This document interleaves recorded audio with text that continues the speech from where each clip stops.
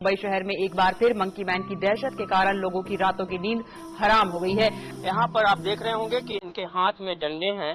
बहुत खतरनाक, सब डर रहे हैं, वैसे बहुत ज्यादा है। इससे अंदाजा क्या करा, जब दिखाई नहीं पड़ रहा तो जमीनी से तो नोच रहा है, इतना छोटा है।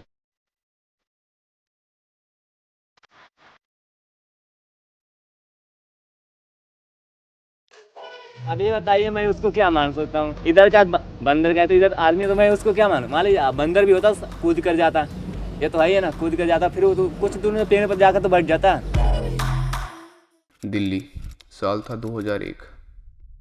मई का महीना था। गर्मी अपनी चरम पर आ गई थी। बढ़ती गर्मी और रोजाना के पावर कट से परेशान होके लोगों ने अपनी छतों पे सोना स्टार्ट कर दिया था। रात के 1:45 बजे के करीब जब चारों तरफ सन्नाटा हो जाता है, अनिल जी को अचानक महसूस होता है जैसे उनकी छत पे किसी ने छलांग लगाई। उन्हें लगता है ऐसा ही कोई बंदर होगा, तो वो उसे इग्नोर कर देते हैं। लेकिन उसके कुछ सेकंड में उन्हें किसी के फुफकारने की आवाज सुनाई और उन्हें ये महसूस होता है जैसे किसी चीज ने उनकी बॉडी पे नाखून से खरोंचे मार दी हो। अनिल जी तुरंत उठते हैं और अपनी छत पे काले साए को देखते हैं, जिसके चेहरे पे बंदर का नकाब था और वो तकरीबन 4 फीट का था और उसकी आंखें लाल थी और उसकी बॉडी बालों से ढकी हुई थी। वो साया कुछ देर तक अनिल जी को घूरता रहा, फिर अचानक से एक छत से दूसरी छत पर छलांग मार के गायब हो गया। अनिल जी की चीख सुनकर उनके पड़ोसी उनकी छत पर भाग कर आते हैं। अनिल के शरीर पे निशान और वो कांप रहा था। ये देखकर उसके पड़ोसी हैरान हो जाते हैं। पुलिस ने वहाँ छानबीन करी, लेकिन उन्हें वहाँ किसी के भी पैर के निशान नहीं मिले और ना ही मंकी मैन के होने का सबूत। इसके बाद दिल्ली और एनसीआर में मंकी मैन की दहशत शुरू हो गई और ये 2 पोस्टर मंकी मैन और काला बंदर के नाम से पूरी दिल्ली में लगाए जा रहे थे। अब ये बताइए मैं उसको क्या मान सकता हूँ? इधर क्या बंदर का है तो इधर आदमी, तो मैं उसको क्या मानूं? मान लीजिए बंदर भी होता कूद कर जाता, ये तो है ही ना, कूद कर जाता, फिर वो तो कुछ दूर में पेड़ पर जाकर तो बैठ जाता। 13 मई, दिल्ली के तिलोकपुरी और मंडावली इलाकों से 15 से ज्यादा लोगों ने बताया कि उनने एक मंकी मैन को देखा है और लोगों ने बताया उन पे हमले भी हुए हैं। कुछ लोगों ने अपनी पीठ पे नाखूनों के निशान भी दिखाए। लोगों का कहना था कि वो आधा बंदर है और आधा इंसान है और वो बहुत शक्तिशाली है। बहुत खतरनाक, सब डर रहे हैं, वैसे बहुत ज्यादा है, सब डर रहे हैं, क्या मालूम किस वक्त आ जाएगा। 2 दिन से सब लोग जाग रहे हैं। और जब कुछ लोग मंकी मैन को महसूस करते तो वो डर के मारे अपनी छतों से कूद जाते थे और इसी डर की वजह से कई लोगों की मौत भी हो जाती थी।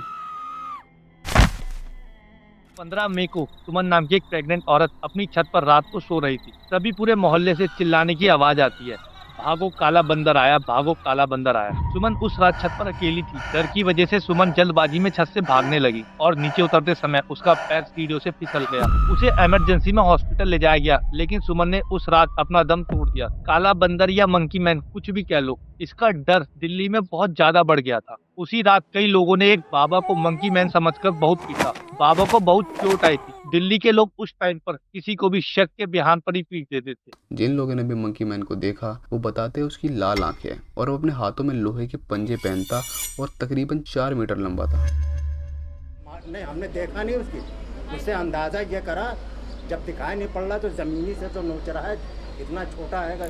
ये खबर उस टाइम पे दिल्ली में आग की तरह फैल रही थी। कुछ लोगों ने अपनी छतों पे पहरा देना चालू कर दिया था और लोगों में बढ़ते डर की वजह से लोग छोटी सी फुसफुसाहट को भी मंकी मैन समझ लेते थे। और मंकी मैन की अफवाह फैलने की वजह काफी हद तक न्यूज चैनल भी थे, क्योंकि उस टाइम पे न्यूज चैनल नए नए आए थे, तो उनको एक अच्छा पॉइंट मिल गया था जिसकी वजह से वो व्यू बटोर सके। मुंबई शहर में एक बार फिर मंकी मैन की दहशत के कारण लोगों की रातों की नींद हराम हो गई है।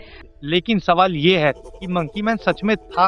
अगर नहीं था तो लोगों के शरीर पर पंजों के निशान कैसे आ रहे थे? साइंटिस्ट का कहना था कि ये एक मास हिस्टीरिया का केस है। जब किसी सोसाइटी में डर पहले से ही एग्जिस्ट करता हो तो इंसानी दिमाग खुद ब खुद उसकी इमेज बना देता है और मंकी मैन वाले केस में भी सेम ऐसा ही हुआ था। एक छोटी सी अफवाह बहुत जल्दी फैल रही। उस टाइम पे दिल्ली एक बढ़ता शहर था और दिल्ली में क्राइम्स, पावर कट्स और चोरी चकारी उस टाइम पे बहुत ज्यादा थी और उस टाइम पर रात में किसी को बंदर या किसी चीज की परछाई दिखती तो दिमाग खुद ब खुद एक पूरी कहानी बना देता। और जैसे कि हमने आपको बताया कि उस टाइम पे मीडिया नई नई आई थी, तो न्यूज़ चैनल से, न्यूज़पेपर से और आस पड़ोस के लोगों से एक ही कहानी सुन के लोगों ने उसे एक सच बना लिया था।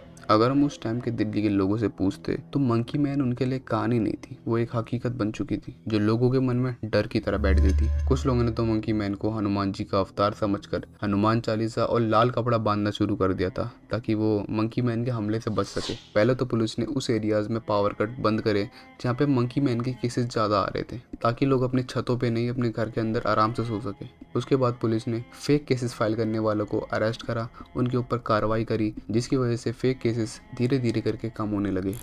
एक टीम बना के वो पूरे मोहल्ले में घूम रही है, लेकिन कहीं कोई इस तरह की कोई चीज़ सामने नहीं आई है कि कोई आदमी है या जैसे कह रहे हैं काला बंदर है, कोई इस तरह की चीज़ सामने नहीं आई। और 2001 के टाइम पर जैसे मैंने आपको बताया कि दिल्ली एक बढ़ता शहर था, वहाँ पर नए नए लोग बस रहे थे और बहुत ज्यादा भीड़ आ रही थी। उस भीड़ में लोगों के दिमाग ने एक ऐसी पावर बनाई जिससे वो कभी जीत ही नहीं सकते। कुछ लोगों के लिए मंकी मैन आज भी एक अफवाह है, लेकिन कुछ के लिए आज भी सच। मंकी मैन मास हिस्टीरिया का सिंगल केस नहीं है दिल्ली में और भी केस आए हैं, जैसे दिल्ली कैंट में व्हाइट वुमेन का और दिल्ली एनसीआर में चोटी काटने वाली डायन का। अगर आपको चोटी काटने वाली चुड़ैल के बारे में जानना है तो वीडियो का लिंक हमारे डिस्क्रिप्शन में है, तो जाके एक बार जरूर चेक कर लेना। मिलते हैं अगली वीडियो में, तब तक के लिए बाय।